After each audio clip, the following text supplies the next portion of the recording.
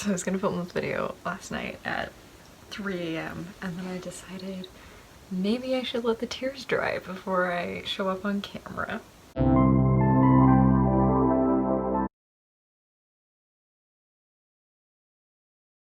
Hey, it's Maddie. Welcome back. I don't know what I'm always doing with my hands. I don't know where to put them on the video. So today, if that doesn't give you an idea of what this video is gonna be like, I'm sorry. Also, I'm sorry I'm still gray. I need to invest in proper lighting or like film at a decent hour of the day, but who has time for that?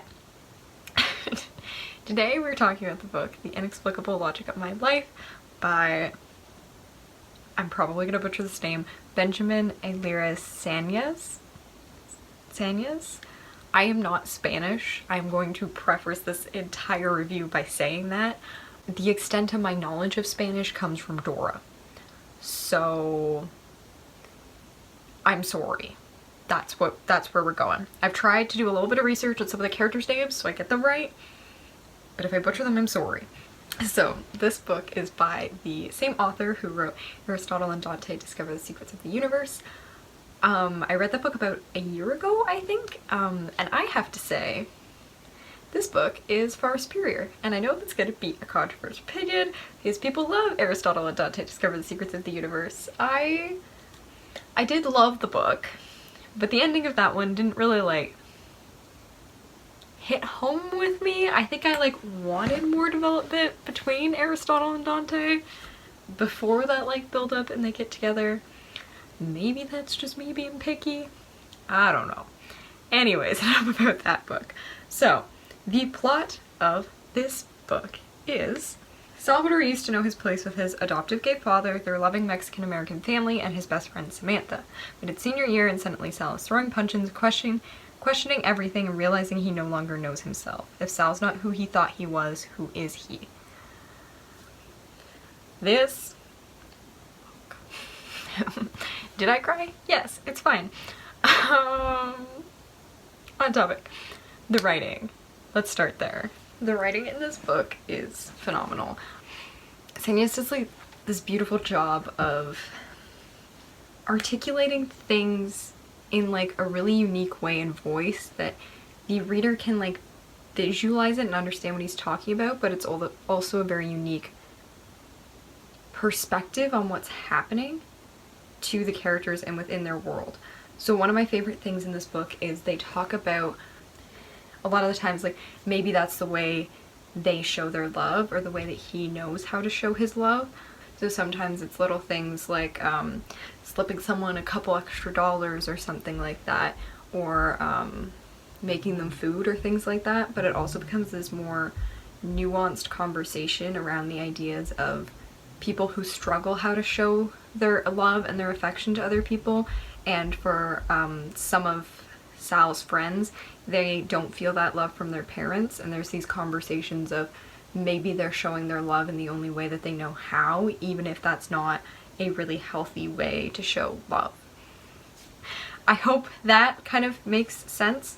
The chapters are like really short and quick and fast paced, which really like gets you into the book, but it also puts you in Sal's mindset really well because he's kind of struggling to think through all of these things. So when you're constantly kind of jumping from thing to thing, you get kind of this idea of being lost or being wrapped up in too many thoughts, and you start to experience those same feelings of like, I don't want to say confusion because the book isn't confusing, but those conflicting pushes and pulls at the same time as you're reading the book.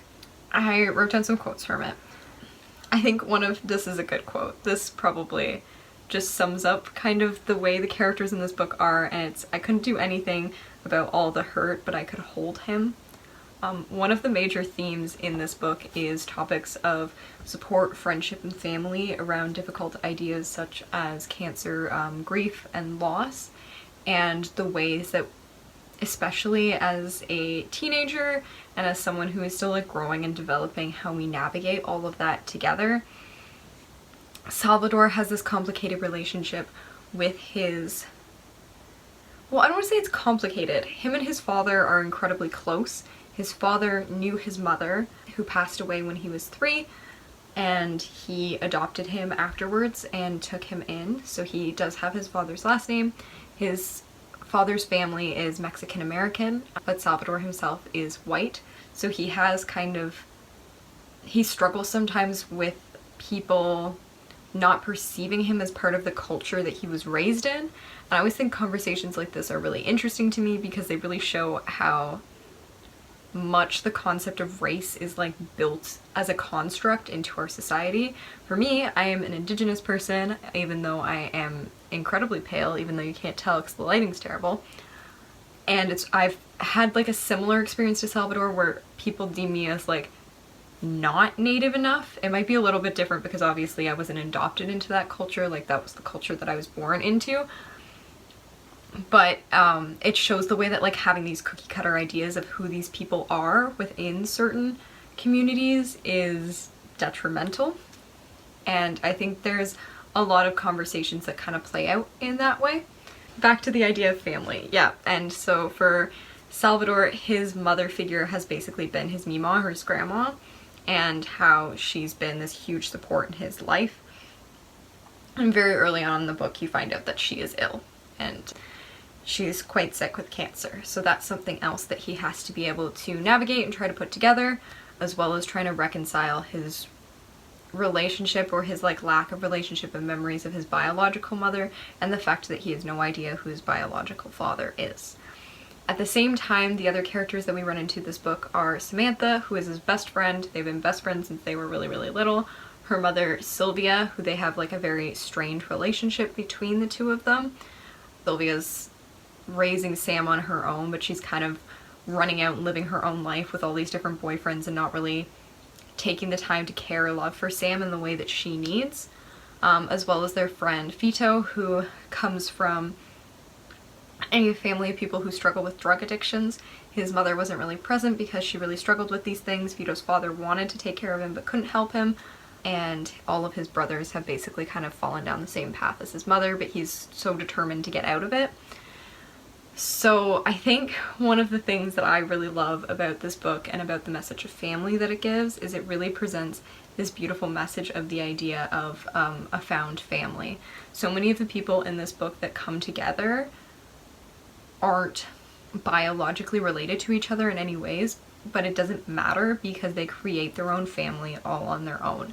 And I think that's like a really important thing when you look at, I looked up how to pronounce it, Vicente, I believe it is, Vicente, I might be saying it wrong, Salvador's father, or adopted father, who is his father. I think that's one of the big things in the story, is realizing that sometimes these labels that we put on family just because they're blood related to us are sometimes arbitrary, and the relationships that actually mean the most to us are the ones that we develop or we find on our own.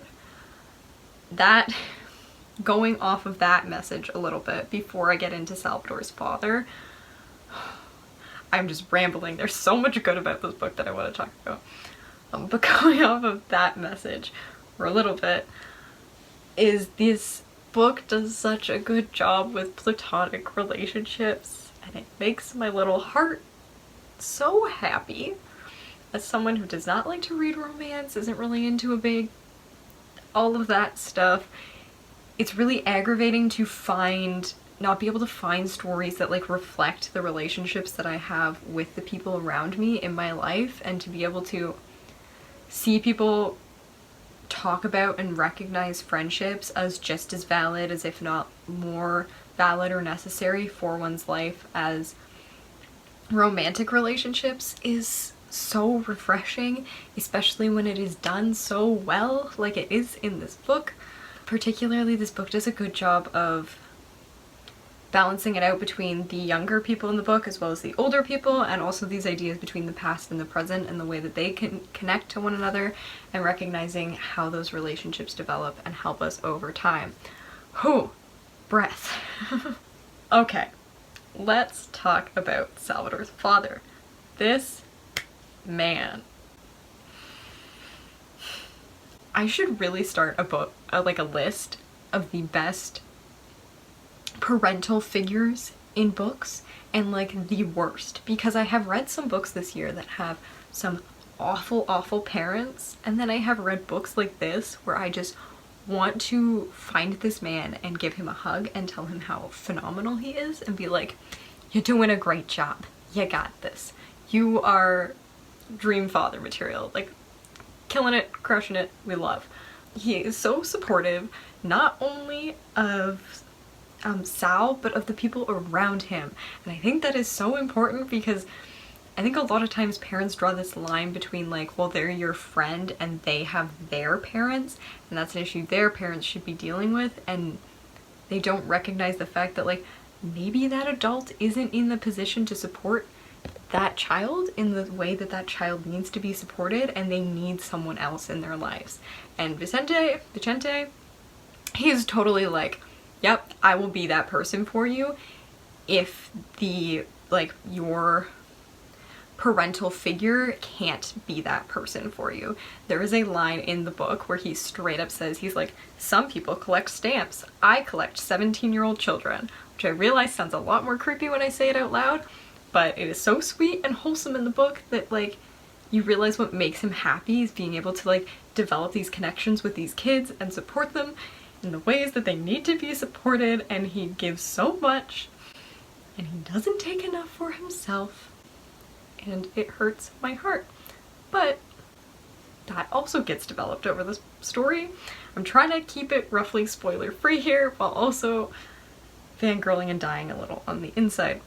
Grief. The way that this book deals with grief, I think it does an excellent job, without getting too much into spoilers, of balancing the similarities and the differences of grief, because every death is different, and sometimes there's death that's incredibly sudden, and sometimes there's death that we know that is coming for months, and the way that sometimes you can start grieving someone while they're still alive, and all the complicated emotions that go along with that, like those feelings of anger and frustration and rage and like disappointment, and just how you have to like grapple all of that with all of that inside of you, and like not knowing where to put it.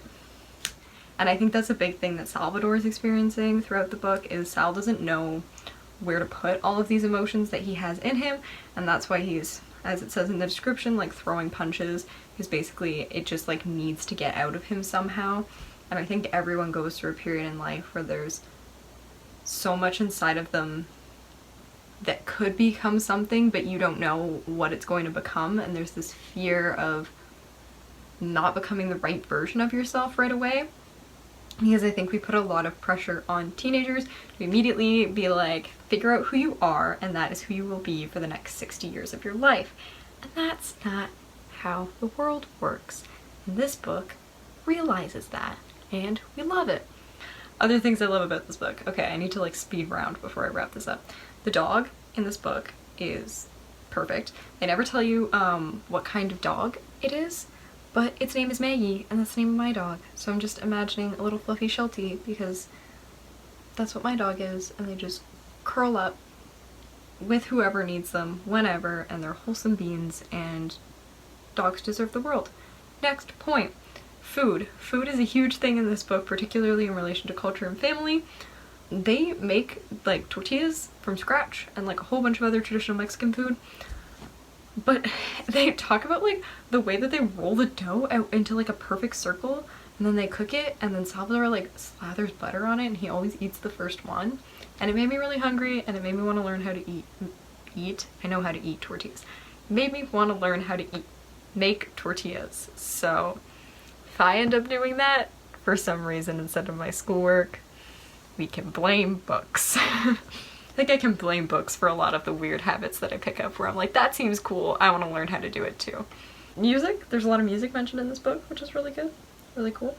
I always love that. I'm always like pausing the book to like look it up on Spotify, because I really love when things come together like that. This part's gonna hurt me a little bit, but it's fine. I'm gonna talk about it real quick. Things in the book that I found frustrating.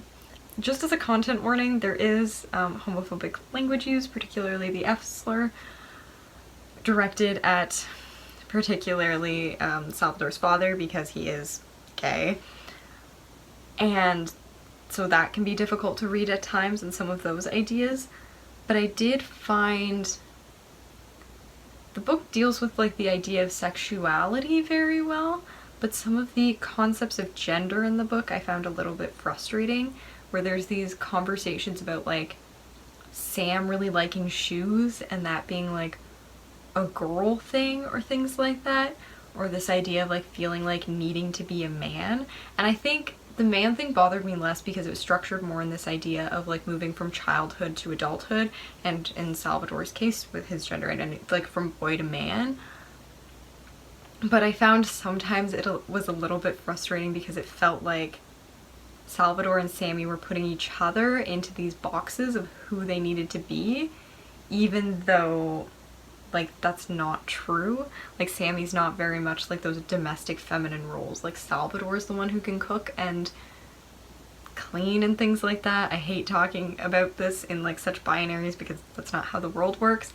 But I think that's what frustrated me in the book, was sometimes they kind of like brush off these behaviors as being like a girl thing or a guy thing, and they don't actually